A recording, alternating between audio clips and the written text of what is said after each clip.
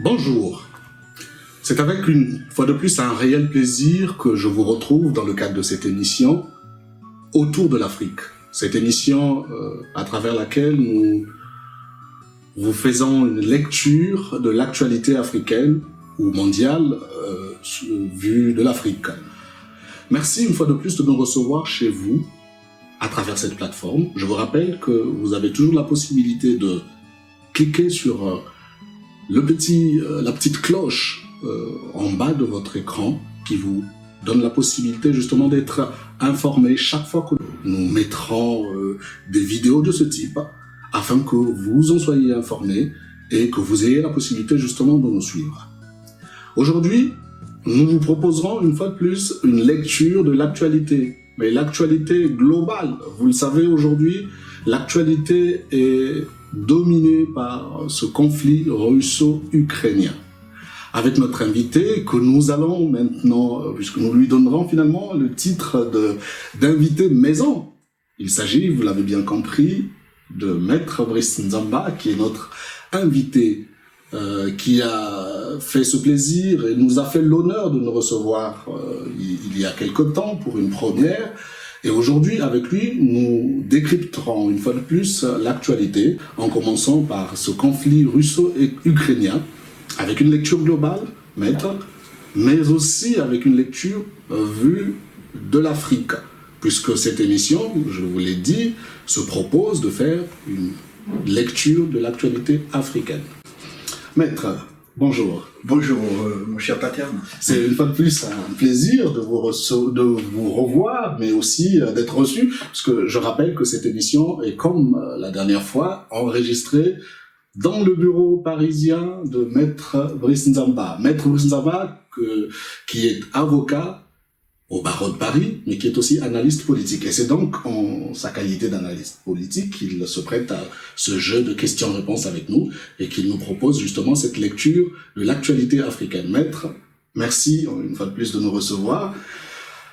Alors, le monde entier s'est réveillé le 24 février au matin avec justement cette annonce de Vladimir Poutine qui disait « rentrer en Ukraine ».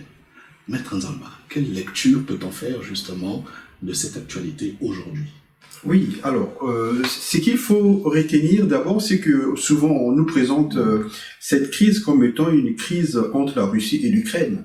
Mais c'est ce qui apparaît, mais il faut savoir que je dirais que c'est une crise qui se joue entre trois acteurs. Donc il y a la Russie, il y a l'Ukraine, mais il y a en toile de fond l'OTAN, ou les pays qui constituent l'Alliance Atlantique et en tête de file notamment les États-Unis. Donc c'est ce qu'il faut retenir et voir que dans ce que fait le président russe, s'il faut faire une analyse stricto sensu, on va dire que l'État russe a agressé l'Ukraine dans le sens où l'Ukraine est avant tout un État indépendant et souverain et par conséquent ses frontières doivent être respectées. Donc ça, c'est ce qu'on peut dire sur le plan du droit international. Bon, après, ce qu'il faut comprendre, c'est que le droit international, c'est un ensemble de règles qui assurent la paix mondiale lorsque tous les États les respectent, que ce soit des États grands ou petits. Mais la réalité de la vie internationale nous a appris depuis la fin de la Deuxième Guerre mondiale, notamment depuis que l'URSS n'existe plus, parce qu'il faut le dire que c'est le président Gorbatchev qui a négocié à l'époque la fin de l'URSS et notamment le retour donc de la Russie dans ses frontières traditionnelles. Cela devait se faire. Il y a eu un accord tacite entre Gorbatchev et l'OTAN en ce moment-là que l'OTAN ne devait pas s'élargir aux frontières de la Russie.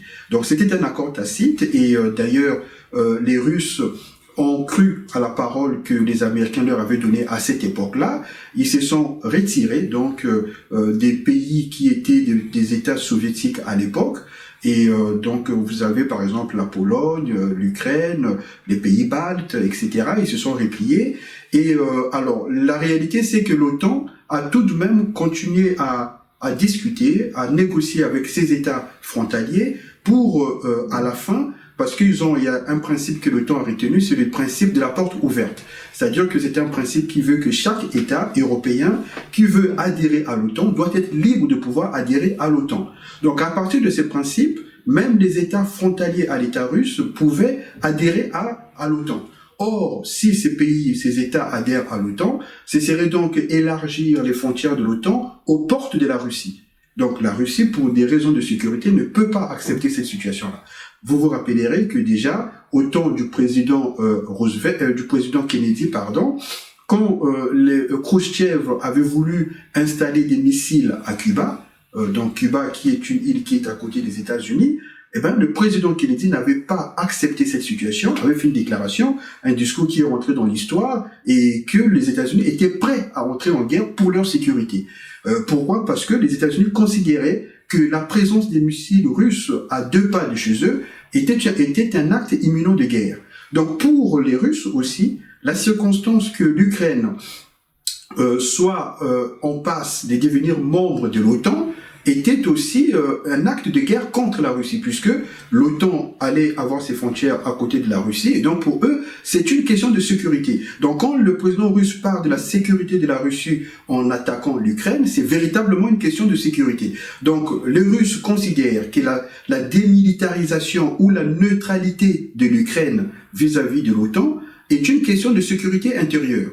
Donc c'est comme ça qu'il faut interpréter cet acte de guerre, qui est une agression, c'est vrai, mais qui participe, pour les Russes, à renforcer leur sécurité. On est quand même tenté, dans ce contexte-là, de se poser la question, finalement, qui agresse qui? Parce que d'une part, l'OTAN, et d'autre part, on va dire l'OTAN avec l'Amérique et l'Occident, et d'autre part, la Russie.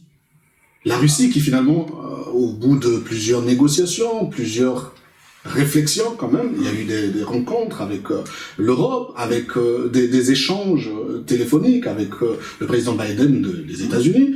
Finalement, Vladimir Poutine, à la surprise générale, déclare la guerre. Alors, est-ce que on va dire aujourd'hui que cette déclaration de guerre est justifiée?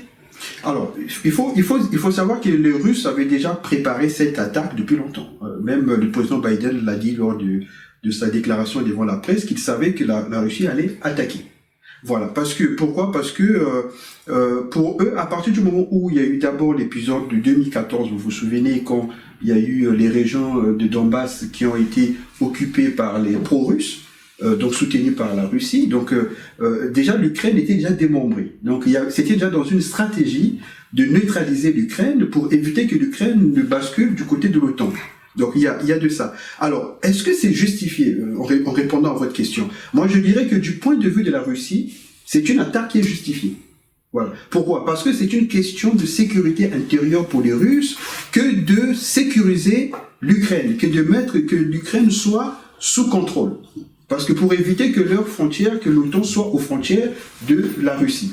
Donc, du point de vue de la Russie, c'est sécurisé, c'est justifié. Maintenant, vous avez aussi l'Occident qui, avec sa propagande, considère que c'est une agression et que c'est contre le droit international. Ce qui est vrai sur le plan de la forme. Mais bon, vous savez que les États de l'OTAN ont déjà agressé des États et ont déjà porté atteinte à la souveraineté des États. Donc, on le sait. Quand l'OTAN estime qu'il faut bombarder la Libye, l'OTAN bombarde la Libye. Donc l'OTAN organise même la traque de Kadhafi et même son assassinat. Donc, alors la vraie question qui se pose derrière le conflit, c'est véritablement le jeu des puissances dans le monde. Donc on est en plein jeu de puissance. C'est pour dire que le droit international ne vaut, pour la plupart du temps, que pour les États qui n'ont pas les moyens militaires et économiques de leur objectif. Voilà, dans ce moment-là, vous êtes obligé de respecter le droit international. Mais quand il y a un puissant qui considère que ses intérêts sont en jeu, le puissant peut aller à l'encontre du droit international. Parce que les autres puissants ne peuvent pas s'attaquer à lui de peur d'entraîner le monde entier dans une guerre. Donc, ça pose les questions de la sécurité du droit international, du respect du droit international par les puissants. Puisque véritablement, ce sont les puissants qui menacent la stabilité mondiale. On a vu ça avec l'invasion de la Libye, avec l'agression de la Libye par les forces de l'OTAN qui ont déstabilisé le Sahel, nous y reviendrons. Et donc, je pense que pour répondre à votre question de façon courte, c'est que du point de vue de la Russie, puisque Poutine travaille pour les intérêts de la Russie, notamment la sécurité de la Russie à long terme, parce que c'est des États qui voient loin, qui font des projections stratégiques sur 50 ans, sur 100 ans. Donc ils voient le processus d'encerclement qui est en train d'être fait sur la Russie, et donc il faut briser les taux. Donc moi, je ne serais pas étonné que demain on apprenne que la Moldavie et la Géorgie sont aussi tombés sous le coup de la Russie. Parce que ce sont des États qui sont aussi frontaliers et qui sont aussi séduits par la démarche de l'OTAN. Donc la Russie peut anticiper et soit encourager des mouvements internes dans ces États qui vont prendre le contrôle de l'État et être en alliance avec la Russie, ou agir d'une manière directe comme elle vient de faire en Ukraine. Et donc, on va dire que dans ce contexte-là, la Russie essaie de restaurer sa puissance, ou peut-être restaurer la démocratie, on va dire ça, peut-être, je ne sais pas si le mot est approprié, dans la zone. La question que je me pose, maître, est-ce que on n'y voit pas un retour progressif de l'URSS? Je rêverais peut-être, mais... Alors, ce qu'il faut voir, c'est que ce n'est pas le retour de l'URSS en tant que tel, mais c'est le besoin pour la Russie d'avoir une zone d'influence sécurisée, notamment au niveau de ses frontières. Et donc, oui, on peut penser qu'il y a un rêve d'empire, c'est-à-dire que la Russie rêve certainement du temps où elle était un grand pays, avec une forme d'empire, notamment sur les autres États de l'Est et même avec des prolongements en Afrique à l'époque. Donc, mais toute proportion gardée, je pense que là, pour la Russie, ce qui importe, avant tout, c'est de sécuriser ses frontières à l'Est. Voilà, c'est d'éviter que l'OTAN puisse avoir des frontières immédiates vis-à-vis de la Russie. Voilà, c'est ce que la Russie veut éviter. Donc pour la Russie, il faudrait que l'OTAN puisse comprendre qu'il y a certains États de l'Est de l'Europe qui doivent prétendre au titre d'État neutre. Vous savez par exemple la Finlande. La Finlande a fait le choix d'être un État neutre, c'est-à-dire de ne pas être sous l'empire de l'OTAN et de ne pas être non plus sous l'empire de la Russie. Donc c'est un État neutre. Donc en ce moment-là, la Russie n'a aucune raison de s'inquiéter par rapport que le territoire de la Finlande soit utilisé contre elle. Voilà, donc c'est ça. Je pense que l'Ukraine a été entraînée dans un processus qu'elle a cru qui devait servir ses intérêts, mais finalement, je pense que l'Ukraine a fait preuve de naïveté parce que elle a fait beaucoup confiance aux forces de l'OTAN. Elle a cru que l'Europe allait lui fournir les moyens de se battre contre la Russie. Donc, elle a travaillé dans ce sens. Mais là, elle constate que face à la Russie, elle est toute seule. Voilà, parce que les puissants ne se battent pas entre eux, sauf à entraîner le monde entier. Les puissants ne se battent qu'à travers les faibles. Ouais. Voilà, donc ça, c'est un principe qu'il faut retenir. Donc, aucun État européen ne va s'impliquer militairement aux côtés de l'Ukraine, de peur d'affronter directement la Russie. Puisque vous vous rappelez du discours de Poutine, il a dit, si quelqu'un voulait interférer à notre démarche, il doit être prêt à subir des conséquences que vous n'avez encore jamais vues. Voilà, donc la menace est claire. Donc ce qui se joue là, c'est une reconfiguration de l'Europe au niveau des zones d'influence et qui aura certainement des répercussions sur le plan de la géopolitique mondiale. Justement, parlons de répercussions. Quelle perspective en cas de réussite ou d'échec de la Russie en Ukraine? Si demain, Vladimir Poutine réussissait à récupérer l'Ukraine, à instaurer son influence justement dans le pays, quelles sont les perspectives au niveau mondial, au niveau de la géopolitique mondiale? Si, à contrario, on se retrouvait dans un scénario d'échec de Poutine, quel scénario pourrait-on imaginer? Alors, ce qu'il faut se dire, c'est que si la Russie, si Poutine réussit à conquérir l'Ukraine, à démilitariser l'Ukraine comme il dit, je pense que le signal qui va être envoyé auprès des autres États de l'Europe de l'Est, c'est qu'ils ne peuvent toujours pas compter sur l'aide de l'OTAN.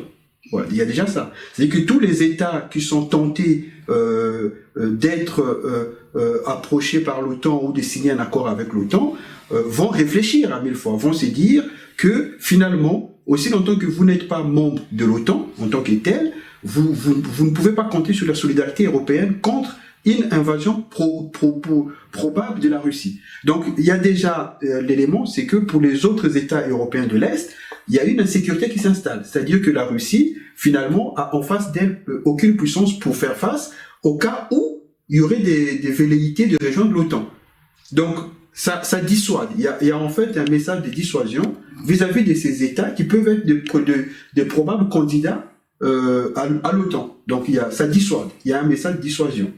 Mais aussi, il y a aussi le message de réconfiguration de force. C'est-à-dire qu'on considère maintenant la Russie n'est plus une puissance qui sommeille en Europe, mais c'est une puissance qui se réveille en Europe et qui est capable de projection en Europe et qui est capable de défendre ses intérêts quand elle estime qu'ils sont menacés.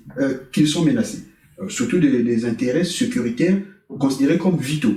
Donc, on pense en ce moment-là que on a en face de nous un acteur politique majeur qui est capable, qui a les moyens de sa politique. Ouais, donc ça va entraîner quoi? Ça va entraîner la course aux armements en Europe. Puisque la France va être obligée de revoir son armement, parce qu'il faut s'armer de plus en plus. Et l'Allemagne aussi, il faut que, puisque le chef d'état-major de l'Allemagne a dit que l'Allemagne n'est pas en état de supporter une guerre, donc l'Allemagne aussi certainement va commencer à se poser des questions sur sa sécurité. Est-ce qu'il faut juste confier sa sécurité aux États-Unis, donc déléguer cette sécurité aux États-Unis, ou est-ce qu'il faut constituer une force européenne, une défense de l'Europe conséquente? Donc, avec ce qui se passe en Ukraine, il y a plusieurs jeux qui vont se mettre en avant. En tout cas, on va entrer dans une période de course aux armements, ça c'est sûr. Et donc, on va dire qu'une réussite éventuelle ou une réussite probable de la Russie en Ukraine signerait justement que la Russie devienne quasiment la toute première puissance mondiale. C'est ce que j'entends dire à travers cette réponse, peut-être. Oui, mais c'est-à-dire que à partir du moment où il n'y a aucune force qui s'oppose à la projection de sa force, elle est toute puissante. Puisque c'est ça la toute-puissance. La toute-puissance, c'est quand vous êtes capable de projeter une force dans l'espace et qu'elle ne rencontre aucune résistance. C'est ça la toute-puissance.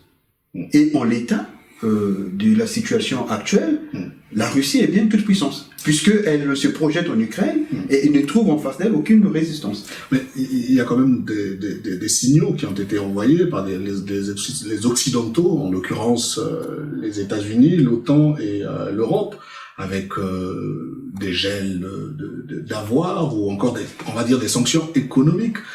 Maître, est-ce que ce sont des éléments qui pèseraient aujourd'hui? Est-ce que le fait d'infliger des sanctions économiques à l'encontre de la Russie peut emmener Vladimir Poutine à faire marche arrière? Non. Ou à reconsidérer justement sa position actuelle? Non, absolument pas. Mais il faut se dire, quand les Occidentaux prennent des sanctions, à qui s'adressent-ils? À la vérité, ils s'adressent à leur opinion publique. Ouais. Donc les Occidentaux prennent des mesures simplement pour dire à leur opinion publique que nous ne sommes pas inactifs, que nous agissons tout de même, quoique ce ne soit pas de la vraie action. Puisque les sanctions économiques, comme on le sait, l'Iran est sous sanctions économiques, l'Iran fonctionne.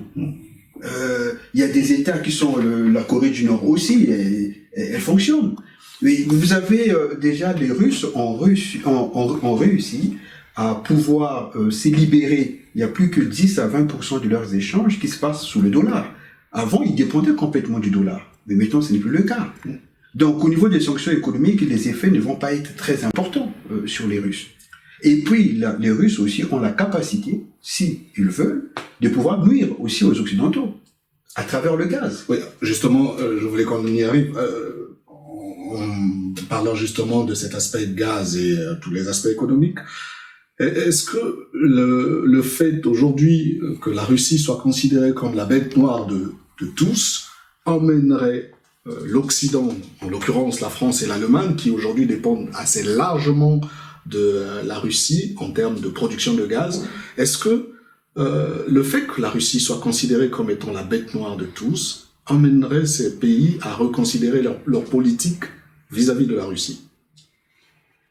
Non. Leur politique économique, bien entendu. Oui, non, mais parce que il faut savoir que les intérêts économiques ne sont pas toujours mus par des valeurs démocratiques, etc. Sinon, on le saurait. Vous savez, les Qataris, les Saoudiens, dont les valeurs ne sont pas forcément les valeurs de la France, sont des acteurs économiques majeurs en France. Ça, il faut le savoir. Donc, c'est vrai qu'on peut considérer la Russie comme étant une bête noire, mais c'est parce qu'on a une actualité. On a une actualité aujourd'hui et qu'il faut, comme je l'ai dit, il faut donner des gages aux opinions publiques pour que les opinions comprennent que les dirigeants agissent dans le sens de nuire aux Russes et n'acceptent pas ce que les Russes font. Mais moi, je peux vous dire que quand l'émotion va retomber, et qu'une actualité va en chasser une autre, demain, on va apprendre qu'il y aura, quand les multinationales occidentales, si elles ont des opportunités d'affaires en Russie, je ne pense pas qu'elles vont dire oui, parce que nous n'avons pas les mêmes valeurs politiques, on ne va pas commercer. Parce que le commerce, les hommes d'affaires n'ont pas la même logique que les hommes politiques. Donc moi, je pense qu'il faut relativiser. Je pense que les sanctions économiques, il faut relativiser ces sanctions économiques-là. Parce que leurs effets sont relatifs, leurs annonces sont faites pour les opinions publiques locales, et à la vérité, ça n'empêche pas les personnes contre lesquelles c'est dirigé d'atteindre les objectifs qu'ils se fixent. Donc les sanctions économiques, pour moi, c'est de la prestidigitation. Très bien, maître. Donc, on va rebondir finalement, puisque notre émission est intitulée Autour de l'Afrique, et donc c'est une lecture de l'actualité vue de l'Afrique.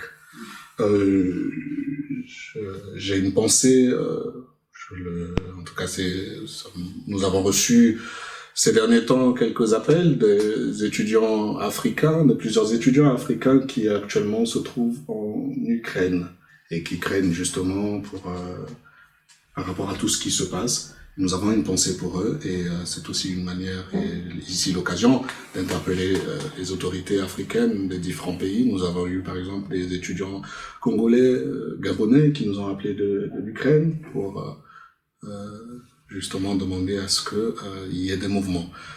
Nous avons une pensée pour ces différentes personnes, mais aussi pour le peuple ukrainien, parce que au-delà de tout, au-delà de la politique, dans une situation de guerre, ce sont les innocents, les populations qui payent. Et donc une pensée pour la population, pour tous ceux qui en ce moment sont dans des positions difficiles en Ukraine. Maître, quelle lecture aujourd'hui peut-on faire de tous ces événements russo-ukrainiens à partir de l'Afrique? Alors, en fait, ce qu'il faut voir, c'est que on a l'affirmation d'une grande puissance en Europe. C'est-à-dire que là, on savait que la Russie était une grande puissance, on le savait déjà. Mais maintenant, on voit que cette grande puissance est capable de poser des actes forts pour défendre ses intérêts. Voilà. Maintenant, vu de l'Afrique, on considère que la Russie, qu'on pouvait traiter avec une certaine négligence, peut-être avec un certain mépris, en disant que bon, c'est une puissance. D'ailleurs, vous vous rappelez les mots de Barack Obama en parlant de la Russie quand la Russie était entrée donc dans le Donbass, en disant que c'était une puissance, c'était juste une puissance sous-régionale. C'est-à-dire que la projection militaire de la Russie ne pouvait pas aller plus loin que dans sa sous-région. Donc là, on constate que la Russie n'est pas qu'une puissance sous-régionale, comme l'a dit le président Barack Obama à cette époque-là, mais que la Russie a des prétentions aussi sur l'Afrique. Voilà, puisque sous l'URSS, on sait bien que l'URSS avait contribué, avait participé auprès de certains dirigeants africains, notamment dans la lutte anticolonialiste. On peut citer beaucoup de pays africains. Donc on voit que la Russie est capable de se projeter en Afrique et que elle l'a déjà fait en Centrafrique où elle est présente et à travers la société de mercenaires Wagner, il faut le dire, et aussi la Russie est aussi présente aux côtés des autorités maliennes. Et d'ailleurs, je ne sais pas si vous avez suivi l'audio qui circulait dans les réseaux entre le président Alassane Ouattara et l'ancien premier ministre malien, et où le président Ouattara considérait que la Russie était un pays complètement délabré et qui allait livrer du matériel complètement délabré aux autorités maliennes. Donc je pense que en fait, ce qui se passe en Ukraine nous montre que la Russie est une grande puissance et que les États africains qui veulent traiter avec la Russie peuvent raisonnablement penser que la Russie pourrait défendre leurs intérêts au niveau du Conseil de sécurité des Nations Unies, par exemple. Puisque vous voyez, il y a eu des résolutions de la France qui ont été rétoquées au Conseil de sécurité, des résolutions prises contre le Mali, grâce à la Russie et à la Chine. Donc maintenant, là où le problème se pose, ce n'est pas tellement dans le choix des partenaires stratégiques, c'est au niveau des valeurs. Voilà. C'est-à-dire que quelles sont les valeurs que défendent la Russie? Mais avant d'en arriver à se poser la question justement au niveau des valeurs, est-ce que aujourd'hui une victoire de la Russie en Ukraine, une affirmation de son influence à travers le monde, renverrait à reconsidérer la position du Mali? Est-ce qu'on va dire aujourd'hui que le Mali s'apprêterait, en cas de victoire de la Russie sur la face du monde, justement, avec l'Ukraine, est-ce que ça emmènerait à conforter leur position actuelle vis-à-vis de la CEDEAO? Parce qu'on a vu quand même le Mali balayer d'un revers de main toutes les conditions qui ont été imposées ou proposées par la CEDEAO, notamment même avec les sanctions économiques. Là, le Mali a balayé d'un revers de main tout cela. Et le même Mali, à qui on a demandé tout de suite de revenir à l'ordre constitutionnel, mais qui a décidé d'aller jusqu'à 5 ans de période transitoire. Alors, est-ce que, on va dire aujourd'hui, le Mali s'apprêterait à reconsidérer ou à conforter sa position en cas de victoire? Alors, moi, je pense que entre la Russie et le Mali, il s'est créé une identité de situation. Pourquoi je dis une identité de situation, toute proportion gardée? Parce que vous avez le Mali qui estime, les autorités maliennes qui estiment que les intérêts vitaux du Mali sont menacés par le djihadisme et par le séparatisme du nord du Mali, et que la vérité, Barkhane, la France n'ont pas pu assurer l'intégrité du territoire, et qu'il est nécessaire de pouvoir réaffirmer la sécurité du Mali sur tous les territoires. Donc ça c'est un, et que cette affirmation est nécessaire et s'impose à toutes les situations, notamment les sanctions qui ont été prises contre le Mali par la CEDEAO n'empêchent pas et renforcent les autorités maliennes à s'arc-bouter sur la nécessité d'assurer la sécurité du Mali.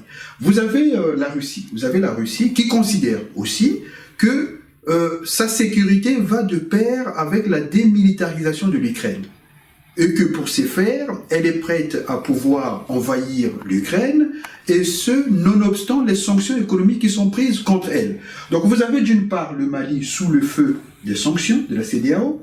Pourquoi? Parce que les autorités maliennes veulent assurer la sécurité de leur territoire en s'alliant stratégiquement avec qui elles veulent, notamment la Russie en l'occurrence, et sous le feu des sanctions économiques. Et vous avez la même situation que traverse la Russie aujourd'hui.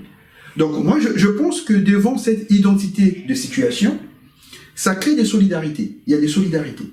Donc les autorités maliennes peuvent raisonnablement penser que la Russie est aussi un pays incompris par la communauté internationale, ou en tout cas par les États qui se considèrent comme faisant partie de la communauté internationale, comme le Mali lui-même n'est pas compris par cette fameuse communauté internationale.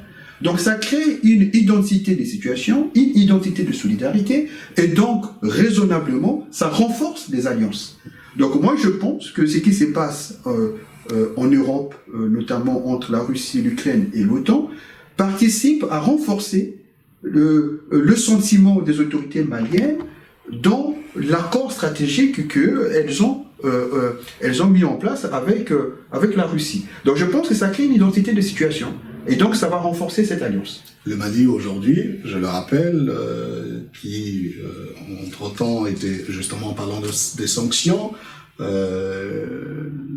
le vol Air France qui ne devrait plus desservir justement Bamako, qui est en train de revenir progressivement.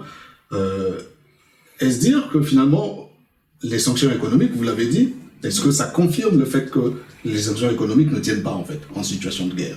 Non, mais parce que les sanctions économiques, une fois encore, ça peut se retourner contre les États qui les décrètent.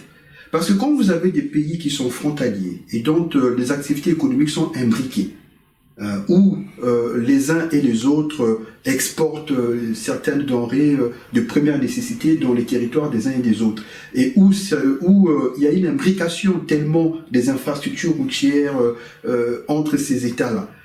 Comment expliquer aux populations, je dirais du Burkina, qui vivent des exportations, qu'elles ne doivent plus exporter vers le Mali? Comment expliquer ça aux populations?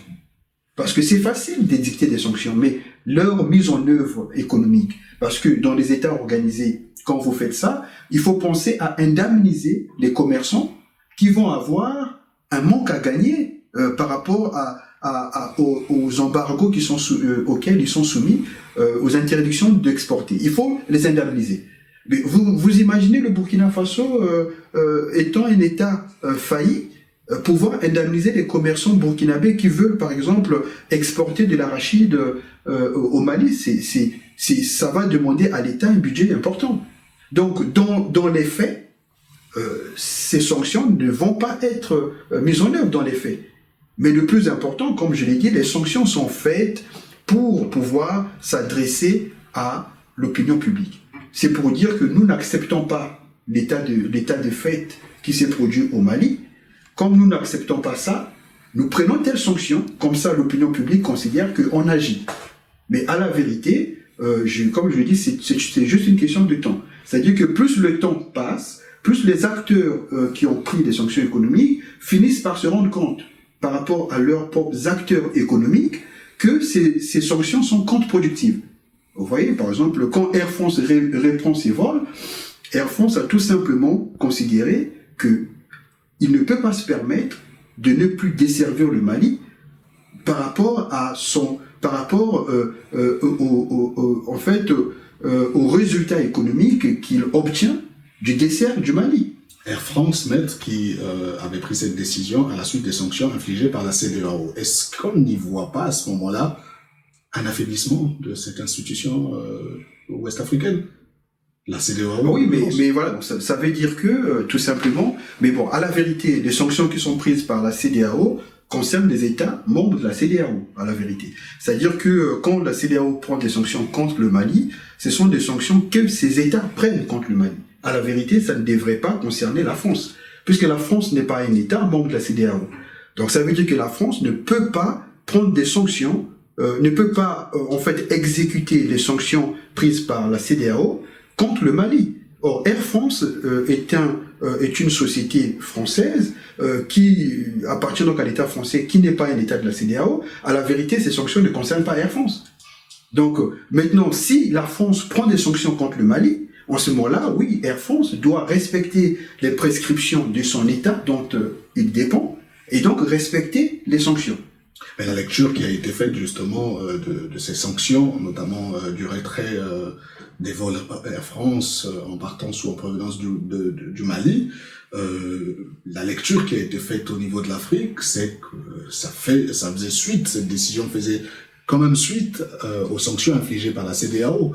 Sinon, comment expliquer la position de la France à ce moment-là vis-à-vis du Mali, au-delà du retrait de troupes Barkhane, qui plutôt est une décision qui est arrivée après, mais comment expliquer les sanctions infligées par la France simplement à la suite de celles qui ont été justement, ou des décisions qui ont été prises par la CEDEAO? Oui, mais parce que il faut dire que la CEDEAO et la France font cause commune.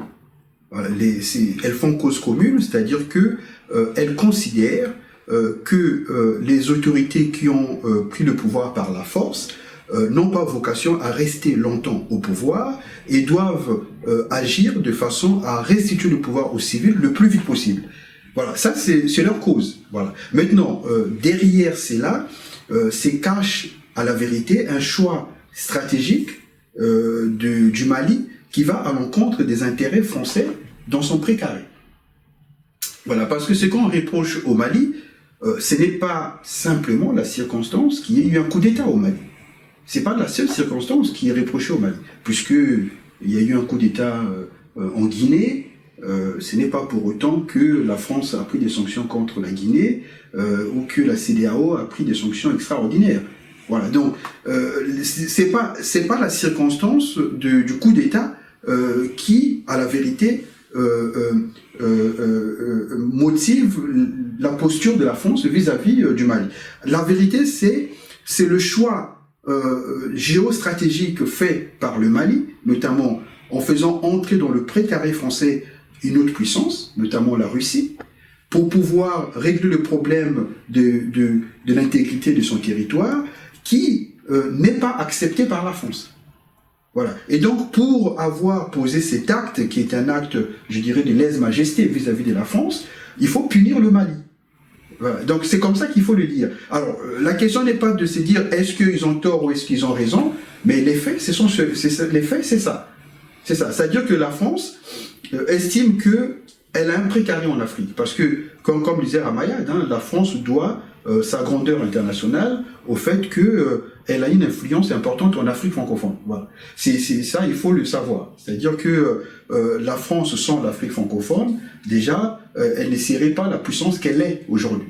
Donc c'est important pour la France de se maintenir dans son précaré. Donc ce qui est reproché au Mali, c'est exactement ça. Pour ne pas me répéter, vous remarquerez que le coup d'État qui a été fait au Burkina n'a pas générer les mêmes réactions que le coup d'État qui a été fait au Mali. Parce que les militaires qui ont pris le pouvoir au Burkina n'ont pas remis en question la prépondérance de la France dans leur territoire. Nous l'évoquerons dans le cadre d'une émission future, justement en parlant de la sécurité au niveau du Sahel. J'ai envie, avant qu'on ne termine, d'aborder assez rapidement la question de la Centrafrique. Alors, Centrafrique, vous avez dit tout à l'heure, justement, la pénétration progressive de la Russie à travers Wagner.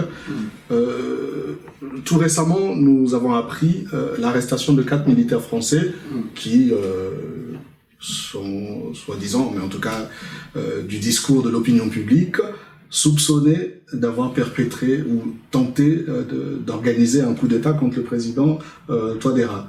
Alors, maître, coup d'État, on dit il n'y a jamais eu fumée sans feu. Est-ce que c'est le fait de la présence de Wagner ou des Russes en Centrafrique qui pourrait motiver à l'organisation d'un coup d'État Alors, ce qu'il faut dire aujourd'hui, c'est que ces militaires ont été libérés. Ces militaires ont été libérés et donc on leur a reproché précisément d'avoir été à l'aéroport à un endroit où ils n'avaient pas le droit d'y être.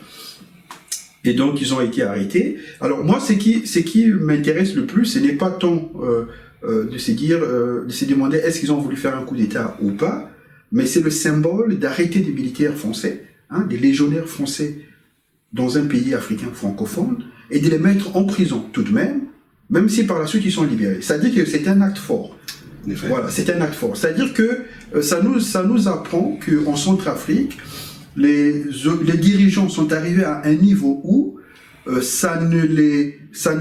fait, ils n'ont plus l'inhibition de pouvoir arrêter des soldats français. Voilà, c'est-à-dire que il y a un cap qui a été franchi, parce qu'on ne peut pas imaginer, par exemple, dans un pays comme le Gabon, où il y aurait des soldats français qui seraient arrêtés. C'est impensable au Gabon. Donc pourquoi? Parce que l'influence française, étant ce qu'elle est encore au Gabon, c'est impensable. Donc en Centrafrique, le fait que ça se pose, ça montre que les dirigeants centrafricains se sont émancipés de l'influence française.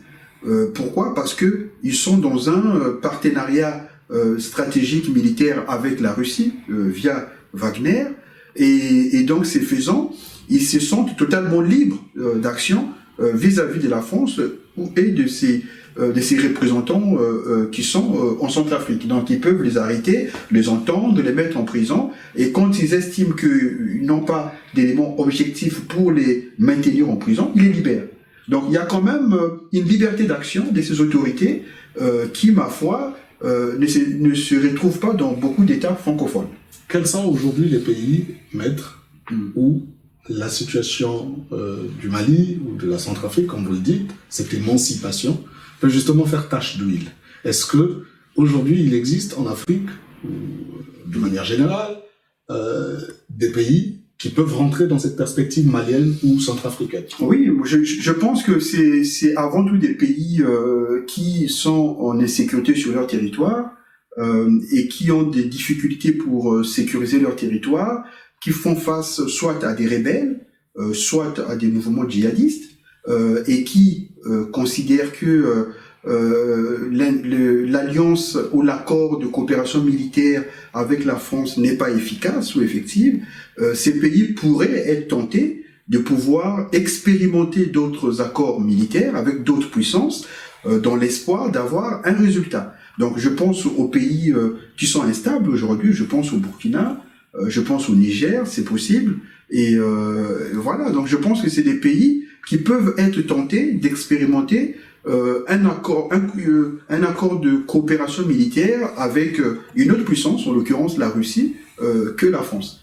Donc je pense que, mais pour les pays qui sont stables, quand je dis stable, c'est-à-dire qui n'ont pas de déstabilisation militaro-politique dans leur territoire, je pense qu'il n'y a pas de risque à moyen terme. Très bien. Cette émission touche à sa fin, maître. Je vous laisserai donc l'occasion de conclure pour ce numéro. Oui, alors pour conclure, je dirais que nous vivons une époque où le monde est en train de se transformer sous nos yeux.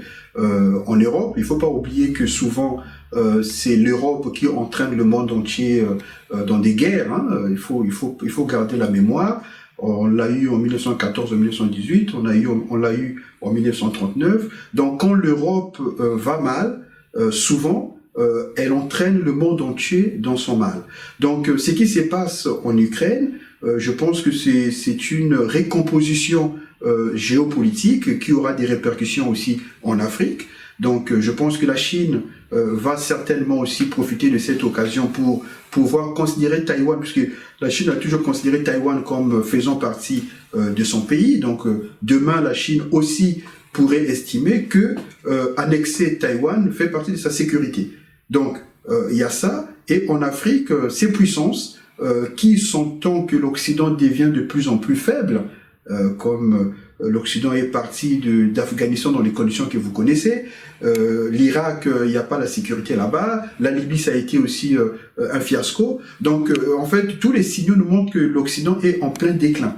Donc, les puissances comme la Chine et la Russie peuvent se sentir pousser des ailes pour avoir une politique plus véhémente et plus dynamique en Afrique.